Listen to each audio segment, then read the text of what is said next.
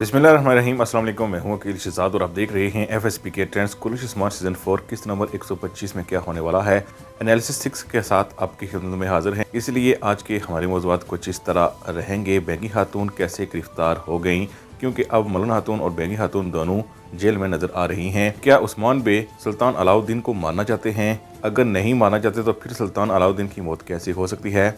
क्या एक बार फिर बुरसा का गवर्नर और नाइमान की मुलाकात होगी और क्या दोनों का इत्तेहाद हो सकता है?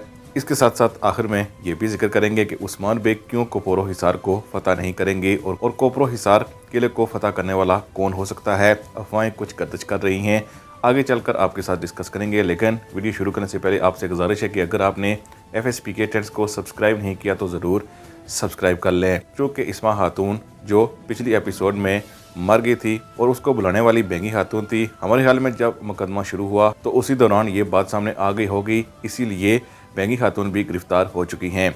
लेकिन लगता है कि यह मामला जूं का तूं रहा और तख्त की जंग शुरू हो गई, यानी कुनिया में। इसीलिए वालिदा इस्माहान खातून कुनिया में गई हैं और उन्होंने कोनूर के साथ साथ सुल्तान मसूद को भी पकड़ लिया है। और इससे पहली वीडियो में हम आपको बता चुके हैं कि उस्मान बे मंसूबे के तहत अंदर गए हैं और सारे सिपाही उनके साथ ही हैं, लेकिन वो सल्जूक सिपाहियों के लिबास में हैं। यानी उस्मान बे कुनिया पर फुल कंट्रोल हासिल करने में कामयाब रहेंगे और तख्त सुल्तान मसूद के पास चला जाएगा। इसके साथ साथ ये भी मुमकिन है कि मरून खातून का मामला निमट गया हो और फिर सब कुनिया की तरफ रवां दवां हो गए हों।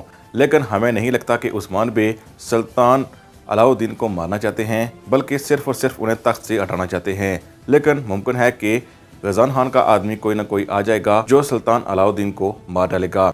लेकिन उस्मान बे कुनिया में सिर्फ और सिर्फ तख्त हासिल करने के लिए गए हैं और वो भी सुल्तान मसूद के लिए। इसके साथ साथ बुरसा का गवर्नर हमारे ख्याल में बुरसा से बाहर निकलेगा और सबसे मुलाकातें करने की कोशिश करेगा और मुमकिन है कि वो नाइमान से भी मुलाकात करे। क्योंकि अगर उस्मान बे अपनी मर्जी का सुल्तान कुनिया में बिठा देते हैं तो इस सूरत में उस्मान बे ताकतवर हो जाएंगे हमारे ख्याल में। इसीलिए बुरसा का गवर्नर चाहेगा कि वो नाइमान से कुछ देर के लिए इत्तेहाद करे, यानी वो उस्मान बे के खिलाफ कुछ देर का इत्तेहाद कर सकते हैं। लेकिन चूंकि जरकोताय नाइमान का एक बड़ा नुकसान कर देगा, इसीलिए नाइमान की सारी तैयारियां दरी की दरी रह जाएंगी। और दूसरी तरफ चूंकि सुल्तान मसूद तख्त पर बैठ जाएंगे, इसलिए उस्मान बे एक बार फिर ताकतवर हो जाएंगे क्योंकि सुल्तान मसूद की उन्हें हमायत हासिल होगी।